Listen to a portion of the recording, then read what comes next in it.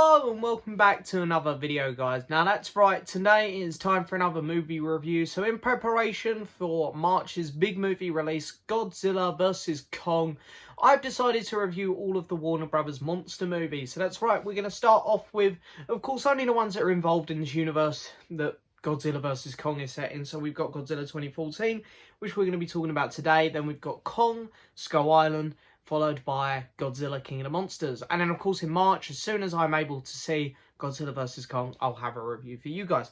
Now, also, I did want to do another mention because if you are a big fan of these, in today's podcast episode, which is going up today, me and Ryan cover all three of those movies in a lot more detail. So if you want to hear me talk about this movie in more detail, or if you want to get some sneak peeks as to what we think of Kong, Skull Island, or Godzilla King of the Monsters, head over to the podcast today, episode 50. There's a link in the description to it.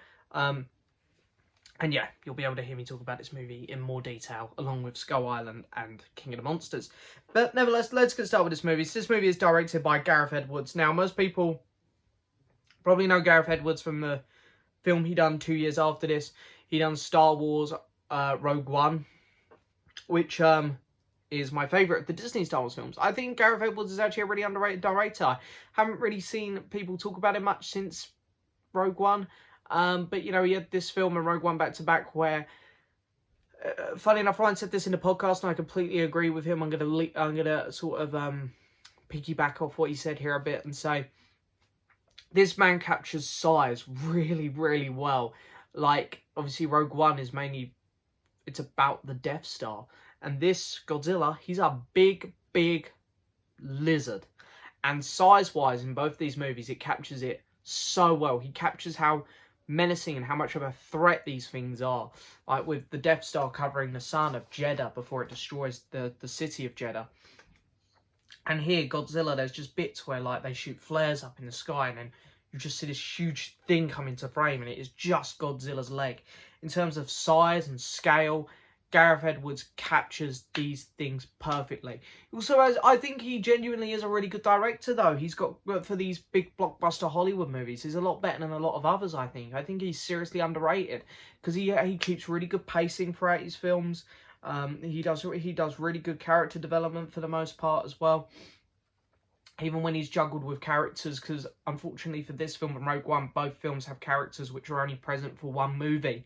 So it's hard to do loads of character development with them. And they kind of get, especially Rogue One, these characters sort of get, I don't know, glanced over a lot. But I do believe Gareth Edwards does the best for what he can. Anyway, let's stop talking about Rogue One. Let's talk about this movie. So again, there's really three characters here I want to talk about. I want to talk about Aaron Taylor-John's character, Elizabeth Olsen, and Bryan Cranston. First off, Bryan Cranston is fantastic. He's just one of my favourite actors. And you can tell they were sort of piggybacking off the success of Breaking Bad here because he was in most of the trailers. And then, unfortunately, you know, he doesn't play as much of an important role as we were all led to believe, which was a real shame. Elizabeth Olsen is a fantastic actress. I really do love her and everything she does. Yeah, she's fantastic. She's great in this movie. Yeah, and Aaron Taylor-Johnson, I'm not a huge fan of this guy. I'm not gonna lie. Most things I see him in, he's not great. I like him in Kick-Ass, I guess. I liked him in Nowhere Boy, but there's, you know, this and then his performance as Quicksilver. I just don't think he's an amazing actor. He's a bit wooden in this film. But yeah. In terms of the plot of this film, you know, a lot of people complain because it's very human-based. But if the human stuff's good, I really don't mind it too much. And then with this one and Skull Island, the human stuff is good for the most part. It's realistic. It's like, okay, now, I sort of don't mind watching these characters. I get why they're doing these things. So yeah, I sort of didn't mind it much because Godzilla's screen time is actually really low in this one. You see the villains, the Mutos, which were brand new kaiju for this movie. You see them a lot more. And to be fair, I think a lot of people were upset when they said the Mutos were going to be the villains because a lot of people were like, why don't we have like a classic one? Why don't we have, you know, Mothra or Rodan or, you know, some of the other ones which appear in the older classic Godzilla movies. But I actually quite like the Mutos. I thought they were cool. I like the fact they used two. The scenes where they're going about, there's a bit where one of them rampages through Vegas, and it's amazing. The effects in this movie are great. Godzilla and the Mutos look fantastic. Yeah, and to be honest, I genuinely have a really good time with this film. I don't mind the fact that Godzilla's not in it much this time because it's the first movie. In terms of getting the scope of this movie, it feels somewhat realistic. Like, this is how people would genuinely react if Godzilla popped up. The best bit, of course, was the fight at the end. Really cool.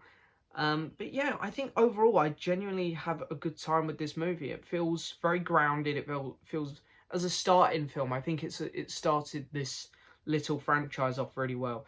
My complaints would be, yep, of course I would have liked to have seen Godzilla a bit more. But hey ho, we didn't. Maybe some more characters in it, just a few more just to follow would have been interesting, just to help build the story a bit more. But yeah, overall, I genuinely had a very, very good time with this movie. I'm going to give it out of 10. I'm going to give this film a 7.5. I'm going to give it a 7.5 out of 10. It's a good movie. It's not amazing, but it's. I genuinely have a really good time with this one, and it's my spoiler alert for the upcoming videos, but it's my favourite of the monster Warner Brothers movies so far. But there we go. There's my review of Godzilla 2014. I hope you enjoyed it as always, guys. Don't forget to check out the podcast that come out today to hear more.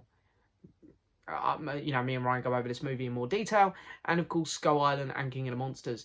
Thank you so much for watching as always, guys. Don't forget to hit that subscribe button, like the video, leave a message, and as always, I'll see you next time for another video. Bye bye.